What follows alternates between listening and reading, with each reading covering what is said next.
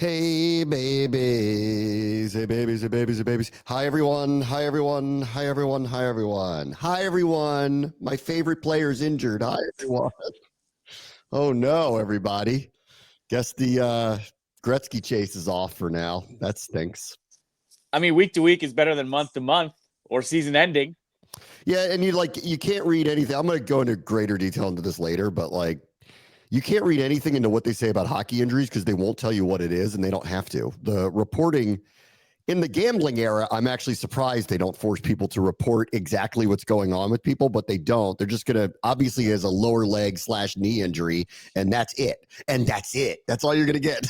So, and I heard Carberry did an interview this morning, was like, yeah, week to week is accurate, but it's not season ending. That's all he said. So the Gretzky chase is off. That's all it is. That's off till I think next year, but we'll see.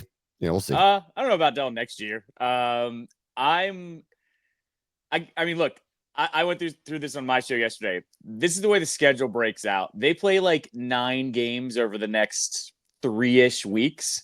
And then in the second week of December, there's a 4-day break. They don't have any games. That's where I'm circling. So it's going to be like 3 weeks out, I think, is what it's going to be. But that's you just don't know how what the injury is. That's the problem. Like they won't say what it is. So Ovechkin, in the NFL, like it's nice. They tell us what the problem is. And then I go, all right, this is typically how long it takes. Unless you're Aaron Rodgers and think you can come back from something like miraculously. This is what it takes. All right, I'll get into more about a little bit of that later. All right, let's start with the Commanders here. And because we didn't do a show yesterday and Dan Quinn spoke for the first time since Thursday. And this was the first like kind of little defiant thing that I've seen from him through all of this. And granted, they haven't had a lot of adversity. I mean, they were on their first 2-game losing streak, and here we are. It's almost Thanksgiving. So things have gone kind of swimmingly well. And they haven't really done many things that are overly questionable, honestly. I think like that 4th down decision was probably the most questionable thing they've done like all year. So he hasn't had to have a guys moment yet. But he did have one the other day in his own way, which was it wasn't guys. He doesn't go after anybody. They also haven't had a season where they're getting extremely pointed questions, but they're getting a couple now. And his answer to what's going on with the offense, and specifically with Jaden Daniels and his lack of efficiency, I guess would be the best way to put it, or lack of accuracy, or the execution of the offense just hasn't been there for the last couple of weeks, was it's the lack of practice time.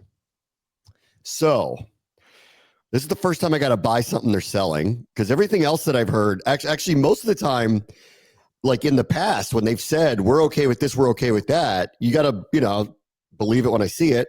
And in the case of this team, they've been right about many, many, many things. Like they were right about their offensive line, up to this point for sure. And I think injuries are a big part of it. They were right about that. It turned out to be way better than people were giving them credit for. They said their tight ends were better. Like, true. Their corners aren't, but they aren't saying that it's a really good group. They're saying we're putting people where they need to be, right? So they're not like, they haven't sold me a bill of goods on anything yet. Like, actually, they've been reaffirmed in the things that they've said that we've had questions about. This is the first one where, all right, I'll ask you. Do you buy it that it's a lack of practice time because of the injury to the ribs specifically and injuries to the offensive line in the last couple of weeks that has seen a downturn in the offense the last few weeks? I would say yes and no. Yes is because the offense was running so perfectly, right? They were executing everything to a T. The linemen were all pulling in the right direction. Jaden looked great. Everyone looked very, very polished.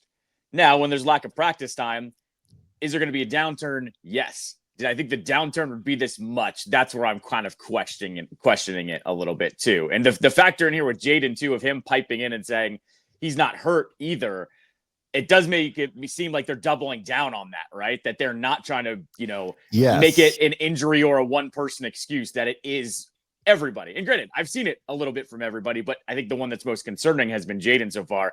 I'm buying it, but I'm not buying it that much, I guess is what I'm saying. I don't know where I am on this. Like, I don't feel like they make up excuses. I think that they're very transparent, more transparent than previous staffs that I've worked with. I also do appreciate that they don't play this game of they tell us one thing and then tell Albert Breer or somebody else something different. Like, they don't play that game. Like, the message is the message. You don't have to buy it. You don't have to like the message. You don't have to agree with it. But like everybody gets the same message and they've determined what that is. I appreciate all of that. In this one, it's true. They really haven't had the group practicing together for a while.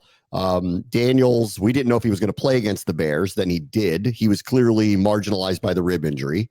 I agree. Like Quinn went out of his way to say out loud very clearly he is not injured right now, which I thought was like, good, let's clear that up. Because you know what? Like it sounds like also, and this is something I like about Quinn and Peters, etc. They don't like excuses. Like they really, really, really don't like excuses. And I think they would say, because he said it a couple of weeks ago, he's not 100%. He had said that he's playing through all of this. Daniels, of course, he doesn't say much of anything about anything really, and was just saying, I'm fine. That's all he was saying all along. But it was pretty clear that like he wasn't exactly the same. It couldn't be off the injury that he got. So they haven't fully practiced together, partially because of the offensive line. All the injuries there. Lucas has been out, just came back last week. If he did play, it wasn't very much. I didn't notice him on the field against Philadelphia. Coleman's been in and out. Wiley's been in and out. They've had to, I think they've had to let up a little bit on Allegretti and Biotish because of injuries as well. I still think, and I'll stick to this, that because I felt this way for 2-3 weeks, they've just needed a bye week. And maybe this all adds up to the exact same thing. They've needed a bye week because they kind of can't practice together. They kind of are just holding it together. They're physically beat up right now. They need that break in the season to get to the other side, get their bodies start feeling better again. Maybe this long weekend will do it. Maybe, hopefully, they're catching the right opponent this weekend because of how beat up they are to get kind of right again. And hopefully it won't be a massive struggle the way Dallas is going. Who knows? Maybe it won't be Vegas doesn't think it's going to be like some kind of massive struggle. So I think maybe we're saying the same thing here. I've described it as they need a bye week really, really bad. He's saying the hardest part for us to get through this stretch has been we haven't been able to practice together. And considering the execution was where it was, that's the reason why it's not there right now. So I think we're saying the same thing a little bit, not entirely, but saying the same thing a little bit here. I do think maybe possibly because you can't practice and you can't go the same speed, like maybe there's a little bit of a mental aspect of that too. Like we've had this whole everybody's pulling on the same rope. Everybody is going in the same direction. And maybe that gets a little jumbled as well without a lack of practice time too. Like I'm just spitballing at that one. I'm just saying I buy it. I just don't know if I buy it with how much it fell off is what I'm getting. I mean, I will say this, like part of this, the success story here is like, there's many layers to it. Like Jaden's ahead of the curve, clearly. Like he's not a rookie quarterback. He's way ahead of the curve. Coaching staff has instilled a new level of chemistry. The offense they came in with is complicated, but they were executing it. Like there's a lot of movement, motion, different plays. They were surprising us week after week after week. Defensive and defensive coordinators were openly admitting this was very difficult to deal with. They were running the ball extremely effectively, setting up pass plays for Jaden Daniels, catching people down the field. And then he was making some magic plays too. But I'll hear this out a little bit because if they're not going to be practicing a ton together, then all of this motion, movement, coordination, timing, it is going to be a little bit off. There is also another part of this that goes, we've hit the middle of the season. There's been 2 months of tape on this team. And I started to notice this 3 weeks ago that teams that don't blitz that much which felt a little counterintuitive only because of Jaden Daniels' legs. Suddenly, though, he's not running as much. He's backing up more. He's not taking off as often. They're not running as many design runs. Maybe that's a sign of they're trying to protect him a little bit because his body might be still a little beat up, which goes back to he's not injured anymore, which I think is a signal to everybody else. I dare you to do this, continue to do this to us. And also part of it may be this is what blew up their plays quickly. I mean, go look what happened. I think the Philadelphia game to me just added up to they were beat and tired. And then an avalanche hit on them. But they were the first team that was consistently winning with 4, rushing them. So that goes back to my theory of the offensive lines needed a week off really, really badly. And they caught the wrong team to have a Thursday game needing a week off. And they got to 8 minutes left. And when they didn't get that lead back, it just crumbled on them and the whole thing fell apart. And it was predictable going in that it was going to be a rough night. Do I think it's just, I don't think it's just practice time, but I do think we're saying a similar thing here. And if Daniels is not hurt, which they're saying he's not, and these guys are trustworthy, they don't lie. Like, they're very transparent about everything. And if the offensive line came back after whatever they did this weekend, got some barbecue, played some golf, sat on their couch, as London Fletcher put it when I talked to him yesterday, I started watching football and then football watched me. Like, if that's what ended up happening and everybody just kind of feels good and feels as good as you can at this point in the season because they've had 5 days since they had to play, then maybe this will all be fine. And as bad as the schedule was a week ago, the way it's set up and why I was worried, we're going to be 7-4, deal with it.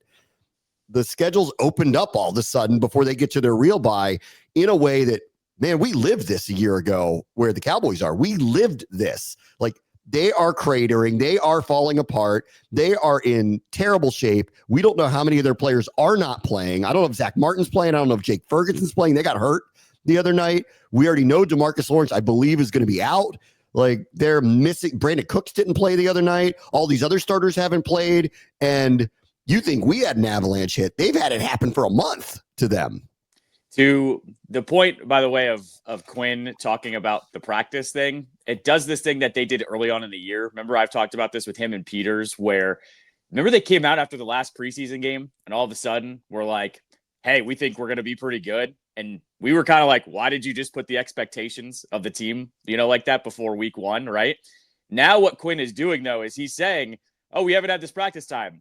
Well, you have a full week of practice now. So I have to now say I have to have better expectations now going into this Cowboys game that you are practicing the whole entire time. Like, I now get this as a little bit of ammo to happen. And to your point about the Cowboys, you get a full week of practice against a team that's cratering like this. I have pretty high expectations for Sunday now because you have given me that opportunity. So yeah, I've been very careful about, like, this is a must win or that's a must win. They got to do this or they got to do that. If they're serious about making the playoffs, they have to win this weekend. Period. And, like, because they're catching a team. It's not who you play, it's when you play them. You could not ask for a more favorable situation than you're getting this weekend with them. That's not their team. Like, what you're going to play this weekend is a shell of the team that they would put out there. When this schedule came out in August, you never would have envisioned them to be in this type of shape and state.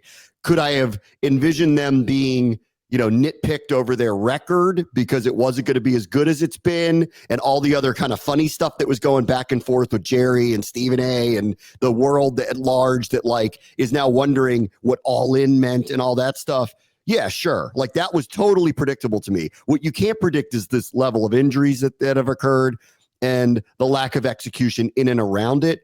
And we lived this. Like, we did this a year ago where we had coach who was dead man walking. It became very clear by this point in the season. It was obviously clear that it was going to happen. Not that, I think I'll defend McCarthy for a moment. I think he's a very good football coach. I think he gets hit way over the head way too many times. And they like try to suggest it's only the situations that he has the record that he does. I never believe anything like that. Like, he is a reason why they are where they've been. But time's run out, obviously. I don't think it's his fault. He in the summer started nitpicking the roster. Remember, he started saying it. Then I'm like, here we go. Everybody's starting to stake their ground. He knew he's never going to win because Jerry's the end all be all with the answers there. And he's never going to be blamed for it. As you can see, he's sitting there fighting with sports radio hosts about his decisions, even though the world knows it's really his decisions that have put them in this position. That said, it doesn't mean that you predict all these injuries are going to happen, that they're going to lose Prescott, that they're going to lose Cooks for a period of time, they're going to lose Lawrence and Parsons for periods of time, and their roster would get gutted like it has.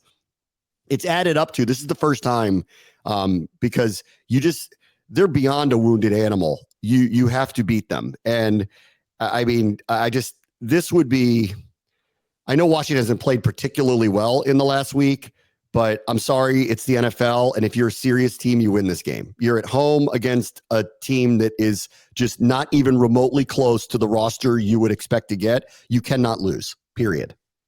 not to mention, you name all those things, but the Cowboys have dealt with, Dak going down in years past and having injuries, but it's never cratered on them like this, where they're literally losing at home every game by 30 points, right? Yeah, like it's bad. They're having like the disaster. They're actually better on the road. They're 3-2 on the road, and the games that they lost have been close, actually. So they're better on the road. One of those wins is against the Steelers in Pittsburgh. Like, I know it was the Justin Fields version, but still, so I look at that too as like, you have to beat them. You have to get up fast on this one. There's no excuse. Like, they're going through exactly what you said, what this team went through last year, where you kind of just got to go up and then not let your foot off the gas and you'll be fine. 100%. We are going to get Cooper Rush again.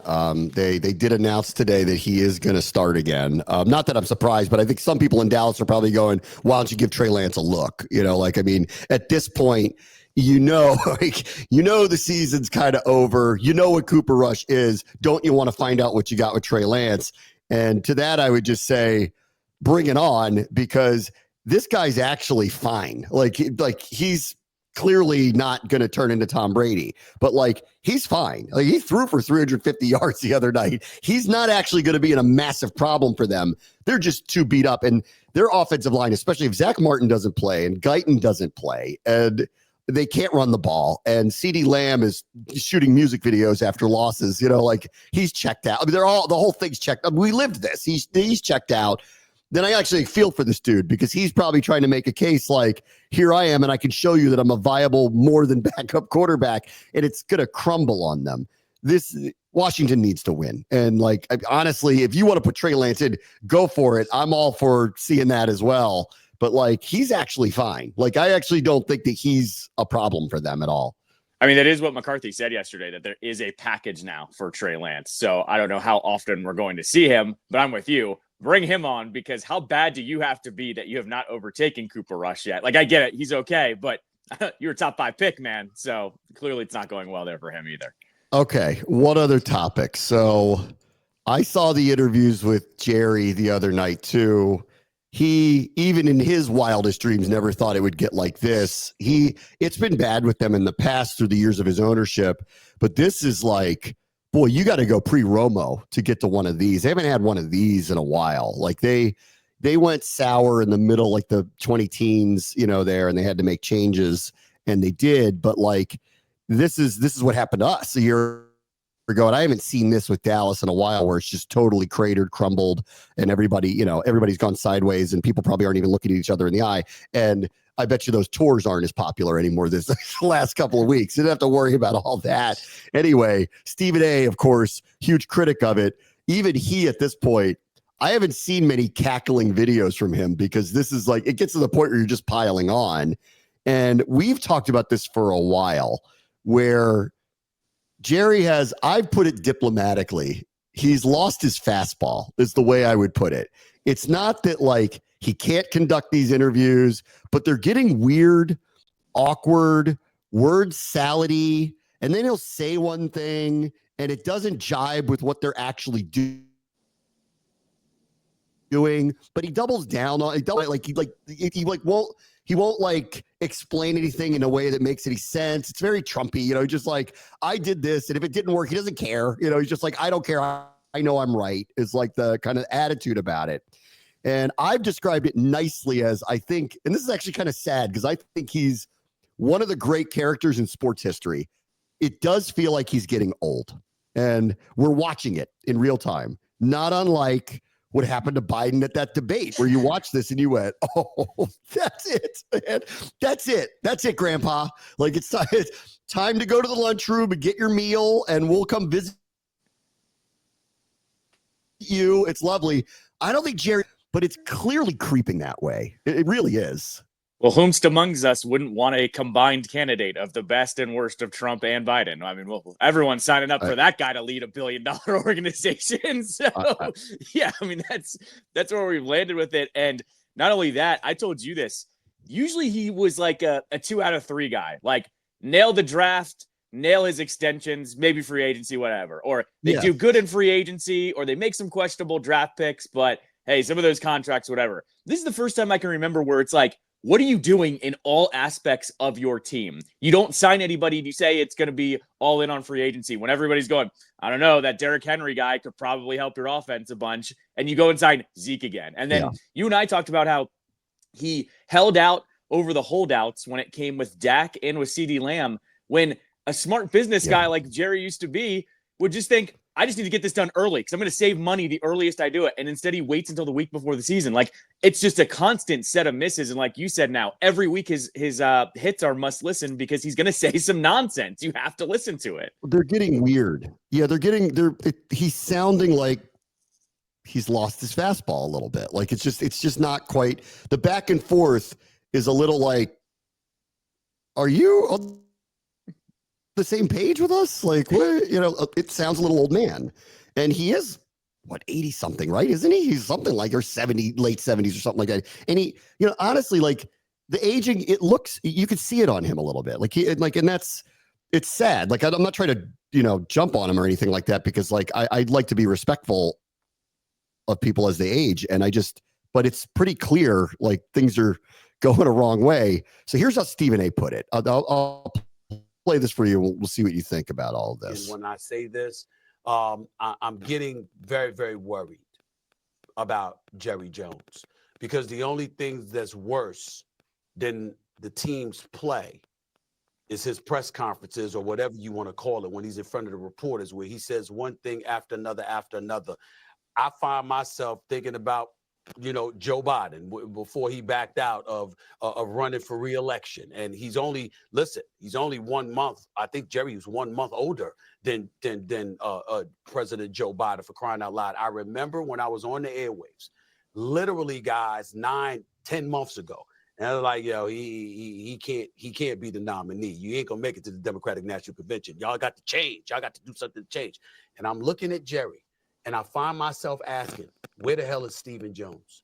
Where the hell are his family members? Who is it? I know he's the owner and the president and the GM, and I get all of that. But somebody in your inner circle has to be able to stop you from just adding fuel to the fire, because it is so bad right now. They've literally took the fun out of it. I know you saw me with the. Okay. So took the fun out. Yeah, right. Like, to my point of, he doesn't want to pile on because, like when it goes this way, it's not funny to pile on anymore. But so I'm with him. We've been saying this, like, I see the slippage, and he is a public figure, and he does do the interviews, and he does the locker room stuff. That's part of the deal that goes with him. And the interviews are getting a little awkward, a little strange. I don't think it's Biden yet. Like, I don't think it's gotten there yet. Like, that debate performance was an SNL skit. Like, it was terrible. Like, he was glitching. He couldn't get the words out of his mouth. Then it finally, like, he warmed up a little bit and started to, and then he just lost his way, and he's talking to Trump about golf. And it just, like, it went in a direction where it was full on old man with onset of dementia. Like, it was like obvious, like that was happening.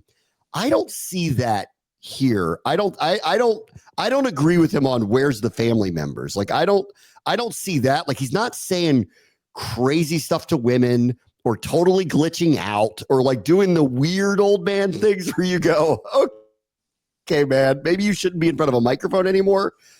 But it's not lending any confidence to the direction of the team is where I would go with it. And I've kind of felt this way for a while. And to all the points you made earlier, like, they're not handling contract negotiations very well. They're not handling their cap very well. They're saying things that they're going to do that literally, when I was looking at their cap in the spring, and I'm like, all in, you guys can't go get anybody. I don't even know what you're talking about. But then when he said it, the people who don't know this think that he means he's going to go get people that he can't afford to get. The messaging's off. He's fighting with sports radio hosts. The team's crumbling.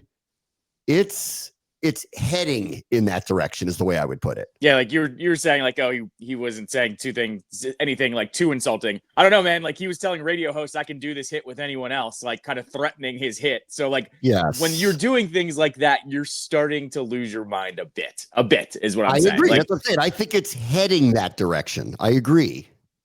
And it's hard to watch, honestly, because, you know, as much as I hate the Cowboys and everything, I think he's been one of the great characters in sports history. So it's actually kind of, for me, it's kind of like sad to watch this in our, what I hope is kind of rise back to prominence. Them being bad is good for us. So like, I'm not against this. And the longer this hangs on where he refuses to kind of let go of control of the team, which I think is now, that's steamrolling. Like, there are two things that are going to happen. I'll get to Joe Douglas and the Jets in a minute. Like, there's going to be, it's crazy. They're going to reboot the Jets, even though I don't even think they need to. Like, if you look at their roster, they don't, but they're going to, which is interesting to watch. And with the Cowboys, the whole offseason is going to be about, is someone going to seize control from Jerry Jones, or is he going to cede control? That's going to be the whole story. And, you know, this will be, how defiant will he be about that? And for how long?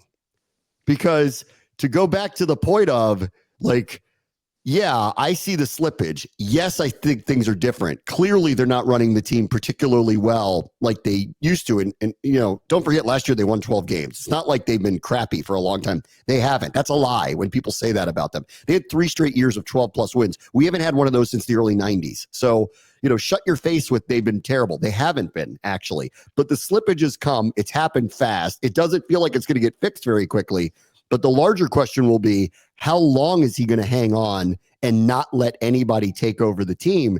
And that could happen for years, because he, like, you can sit there and say you see slippage. He doesn't have dementia. Like, he's not like he's not like someone who needs to go into a home. Like, it's not like that. So he could be in charge, refusing to give up the reins for a long time. They need to move the Netflix cameras from the cheerleader show upstairs, and you get Cowboy Secession. That's what we need the Netflix show to be. Which Jones kid is going to get it? No, his kids aren't as they don't come off as backstabby as the kids in that show. Maybe, you never know. I mean, it's the Cowboys. You never know. Someone wants more control. All right, let me take a quick break. Bram wants to show ESPN 630 Sports Capital. All right, welcome back. It was noticeable on Monday night when the Cowboys played that Scott Van Pelt and the group, when I was watching the pregame show, were openly talking about who's going to replace Mike McCarthy. So, like, we're clearly in that space, that's where they're going to go. And this is not much of a surprise. Again, we lived this a year ago. We were sitting at this point last year going, Ron's a great guy, but we know where this is going. Let's start talking about where it goes next and what's going to happen and how big of a reboot it's going to be. And that's an interesting question for Dallas, because they have legitimate star-stud players on their team. So what does a reboot look like? I don't know. And then secondarily, our ownership group was going to hire a GM and a coach. That ownership group has no intention of doing anything like that. They're going to hire a coach to work under them. So is that really a reboot, right? So I don't know. Like, it's totally different. We'll have to see. And in the meantime, Michael Irvin goes on a show and says, I have, quote unquote, really good sources that if Jerry Jones would like to hire Deion Sanders will accept that job and become the head coach of the Cowboys, which I believe him. And I believe that source is Jerry Jones. Who doesn't believe that, right? Like, he was just with him at the Tyson Paul fight the other night. I know he respects his opinion about a lot of things. I think Michael Irvin would probably work on the staff of Deion Sanders if he were hired as the head coach. Like, Michael Irvin showed up at Colorado a lot. Michael Irvin's been down with Miami's team and on the sideline a lot. He's a motivational speaker. He doesn't have the full-time TV job anymore. Like, I have a funny feeling Michael Irvin would be in that organization, if not on that coaching staff, if Deion Sanders was hired as the head coach. And maybe that's why he's advocating a little bit for it. I don't know. But they're getting in his ear and they're openly stating, like, it seems like this is like a open secret that now it's like Deion might want to do it.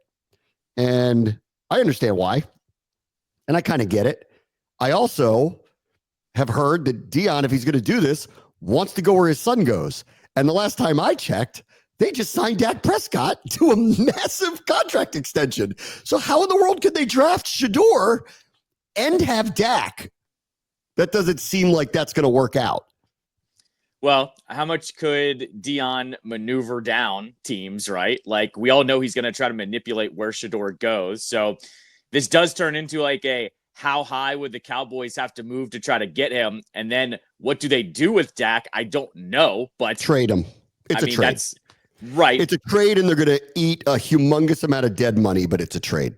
Yeah. Correct. And so if that's what they actually want to do, I guess they can try that, but they also still have to pay some of their other guys. Like, they haven't signed everyone on the roster. Parsons still needs his extension. So I don't know how this one's going to work. And the only thing I can think of too is like, this might be a little mutual, like between Jera and Dion, because Dion's probably going, I'm only going to go to a premier place. I also think Jerry, as much as he'd listen, I said this to you weeks ago. Does Jerry want somebody that the head coach is bigger than he is? Because this is one of the few ones that is like that. So can he deal with that? I think that's a legit question. Dion's doing the right thing right now. His line was kickstand down, meaning I like it here. I'm parked here. I'm happy here. I believe him. Like, look at the record that they're having. I mean, I'm surprised they're having the record that they have this year. I'm actually very genuinely surprised. And it's weird because they have one of the better quarterbacks of the country, which often means you will have a very good season. But no one believed it. Everyone thought it was going to crater off, and it did not. So, like, they deserve a lot of credit. He clearly knows what he's doing. He brings a tremendous amount of attention. That is something that I think the Cowboys like. He would be a bling coach for sure. Would he be psyched about Jerry Jones doing all the media stuff on his side, because it seems to bring more trouble than it's worth? But I think Dion could handle himself in that situation. And I actually think it'd be incredible theater because Dion's not going to back down from the media, and he'll say what he thinks. So I don't know how exactly it would work. I think for the NFL, it'd be amazing. Honestly, if he came back and was head coach of the Cowboys, I think it'd be very cool. I have seen people have noticed that every time the Raiders lose, that Shador likes a tweet about it. So there seems to be some kind of level of maybe that's a package deal to Vegas. Like, I don't know. Like, I think we all can kind of see and believe that like the two of them will go together if it's in the right spot. Dion's already stated that Shador and Travis Hunter are going to go wherever he dictates they go to, and there's going to be a list of teams. So we're in a newfound world. Like, whether that becomes reality or not, I don't know, because if Dion becomes a head coach in the NFL, the other teams are going to be like, I don't care what you think about where Travis Hunter is going to go. If we like him, we're going to select him. So we'll see how that one plays out. Dion is the head coach of the Cowboys. And when Michael Irvin said it, I go, well, I know where that came from. Like, he didn't make that up. Like, he didn't. So I believe there will be interest in him. I don't know whether, I think Jerry's not going to listen to anybody. He's going to make his own decision about this. And, come down to what kind of relationship has he had with Deion Sanders. I do think that turning around and hiring a kind of under the radar name is a bad idea for them. I really don't think it'll be Belichick, because I just don't think he would work in that environment with an owner that is that hands-on and is picking all the players. I think Belichick would want control. So I think I'd have a hard time buying him taking that job. To me, there's a lot of reasons to do this, actually. I think he fits the profile, and I actually think it's great for the NFL. To have him be the head coach of the Dallas Cowboys, I think would be great for the NFL. No, I agree with you that it would be great for the NFL. I just don't know if it's actually going to happen. I will say this too. Since when does that become a destination? Like, that franchise is constantly a mess off the field when it comes to I think there's an important question to ask about that now, though. Now that Tom Brady's a part owner, do people think that things are going to change for whatever reason? And I do wonder, what is Deion's relationship with Brady? Because I think that's important here. If you think about like what the ownership relationship would be to the head coach, it might be different with him, even as a minority owner, as a buffer in between Mark Davis and the coaching staff. And clearly, like, they're in the market for a quarterback. They're clearly going to have a very high pick. It's reason to believe Shador Sanders is going to be the next quarterback of the Las Vegas Raiders. Okay, fair enough. I'll believe it when I see it with them. That's all. That's all I'm getting at here, because they have not been this like model franchise. Like we heard like, remember Jaden wanted to go to Vegas last year, and it was like, I don't know. Like, it's like, it's important to note, he had a relationship with Antonio Pierce. He had been coached by Pierce before. So that was part of that. No, of course, but I'm just getting it's not like it's this premier organization. It's not like these pristine ones like the Steelers or the Ravens or something like that. That's what I'm getting at. I just haven't understood that. Let's see. We got the return of Cutlets. Everyone's killing the Giants over it because Drew Lock was the backup the whole summer, has been the backup up until 2 days ago when they decided benching Daniel Jones, which most people believe is we don't want him to get injured. This is like the Derek Carr thing. We don't want him to get injured because there's guaranteed money if he gets injured. And if he doesn't get injured, we can get out of the contract with less guaranteed money. So clearly, Daniel Jones' time is up in New York. That's over. Whoever's going to coach or be the GM, we'll have to see. That's over. And then they didn't go to Drew Lock. And most people see this as two things. One, or a few things. Do they generate a little interest because this guy, for some reason, and his agent are like sensations because, I don't know, he's Italian? Like, I don't even really understand exactly what the exact like lore is about him, but there is the push of everybody likes Cutlets. Two, Drew Lock has playing incentive money, and by not playing him, they avoid that. So for Drew Lock, I'm pissed. I'll be like, I came here. You told me I was going to compete for this job, let alone, and now push comes to shove and you don't play me, probably over money more than anything else. And then three, the Maras are tanking the team. They'd rather play Cutlets than Drew Lock, not only just for the money, but because it's more likely they'll lose, right? It could be a combination of all of it, really. I will say this. This was a story about a month ago on ESPN Plus. Jordan Renan wrote about this because people were talking about Daniel Jones being benched for Locke. Locke was actually never the 2. It was always DeVito. Like they said out of training camp that it was DeVito at the 2 spot. So two things can be true, though. They could also skew towards DeVito for all the reasons you just mentioned. It's worth mentioning, too. This will be an offense that DeVito did play in last year, did start games in, and the talk in Renan's piece was basically saying Locke hadn't grasped the offense like they had hoped, during training camp. So I guess that hasn't happened, but it is hard to ignore the whole you're playing the kid from New Jersey in a season that's lost that we all know you should probably just see what you have in Locke, but you're not because Locke has, spots started. He's not Broncos. The future. Well, sure, but at the same time, he can still be your backup next year. Like, I'm with you. Maybe we'll see Locke before the season's over with. Maybe that's the point here. Because if DeVito's magic runs out after 2 games and he looks really, really bad, they're going to have to make a. Maybe they don't mind losing right now. Maybe they don't mind it. Listen, the reality is reality. I think that they were very competitive and they were trying. It wasn't like they were trying to tank the season, just didn't go their way. And here they are. The other one, this is unbelievable. Now the Jets. If they think their roster is bad, they're crazy. And if the owner's being honest, he's undermined the GM the whole time. And probably some of this Joe Douglas being out is probably mutual. He probably asked for this. I don't know that for sure, but the timing of it is so suspect and so ahead of the curve. I bet you Joe Douglas probably went to them and said, I know you're going to fire me, so I'd rather just get out right now. And frankly, a lot of these decisions that have been made here, I wouldn't have greenlight. If you empowered me to be the actual GM of the team, I wouldn't have done these things. And you can't say that to the owner because the owner's never wrong, So I think this was probably mutual. And this is the one, not unlike Dallas, where the whole offseason is going to be about, will Jerry cede control? Who's the next coach? What does the structure look like? Is anything really going to change? I think with the Jets, this is just, it's a powder keg, but it's a powder keg with really good players.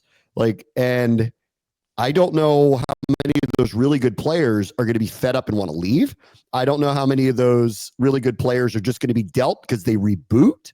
So they're going to be ground zero for the Adam Peters of the world to look at them and go, whoever's in charge, what do you want for Sauce Gardner? What do you want for DJ Reed? What do you want for Quinnen Williams, Jermaine Johnson, Breece Hall, maybe, Garrett Wilson?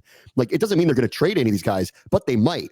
And those are 5 Pro Bowlers that are all young that I just named. There's a number of other players on that team that are viable NFL players. That's a good roster. They organizationally screwed up. And I don't think that's Joe Douglas's fault. So I think he wanted to get out because he wants to get ahead of this because he thinks he's going to be a GM somewhere else. And I'd make a case for him. I know the record isn't very good there, but look at the players they acquired. When he was allowed to do his job, that's a really good roster. The owner went and got Aaron Rodgers. The owner forced the Devontae Adams trade. The owner gave Rodgers what he wanted with Alan Lazard in the first place. The team got in the way of this Hassan Reddick thing for whatever reasons there were. There's reports now, everybody's trying to bury each other. There's reports now that Woody Johnson wanted to bench Rodgers after like week 4. That's like we lived the Cowboys thing. We lived this too. Like, we know what this is. We know that it's the tip of the spear that's actually the real problem for that organization. And I'm sure Jets fans are hoping that Trump names Woody Johnson an ambassador again. It gives them a chance to reboot differently here, because under his stewardship, he's undermined literally everything and empowered the wrong people along the way. No, I was going to say, this organization, Washington, got a head coach that was a great fit, a GM president that's a great fit. And you could see if the Jets were to do that, that roster would be ripe for a quick turnaround. Like, yeah, the joke of the NFL is, a rebuild takes a few years. Well, apparently it doesn't. Like here in Washington, they've already won 7 games. I look at that franchise and think, if the leadership was good and they nailed those hires, then they could do the same thing. But they're like us now. I look at them and go, nothing's going to change as long as that owner is meddling and everything. No. And so I don't think it's going to flip around, but he's going to hire somebody to try and do it, of course. I mean, listen, these are NFL jobs. Will be a line out the door, but will he empower anybody to do their jobs? And that's ultimately the question in both of these cases with the Cowboys or the Jets. Are these people going to be empowered to do their jobs? And the evidence is they won't. Like, we lived it with Snyder for years, where everyone went, okay, it may start off right until he goes sideways on something he doesn't like. And then he interjects, and then everything starts to spiral the wrong way. So we'll see. All right, let me take a quick break. Brad Watch the show, ESPN 630 Sports Capital. I'm not going to spend a lot of time on this today. I'd rather, try to find some time to really talk about it more, but RFK's back on. Thank you, Senator Daines, for getting out of the way. Enough with the grandstanding about the logo that's been retired, and why. Enough, thank you for moving on. This has now reached the point where the Senate got out of committee. It reached the point where the Senate floor has to vote on this. Tick, tick, tick. We have a month, because they're going to go into recess for Christmas break in about a month. And then they won't be back until there's a new Congress, right? So, and a new president and a new everything. So, and a new control of the Senate. So unless they push this through right now and get Biden to sign this thing, it's going to be over in perpetuity again for a while. So we're on for a month, but at least it's moved to the next step. And the next step is, will it get into some kind of bill, probably not standalone, in front of the Senate to be voted on? Will the democratically controlled Senate then vote it through? Because the House already did. And if they do, it will get to the White House, and hopefully the White House will sign it into law, and the land will be back in DC's hands. And whether that means a stadium or not, at least the right thing's being done for our city, in my opinion. The right thing's being done for our city. Either way, whether there's a stadium there or not, but we know why this is going through.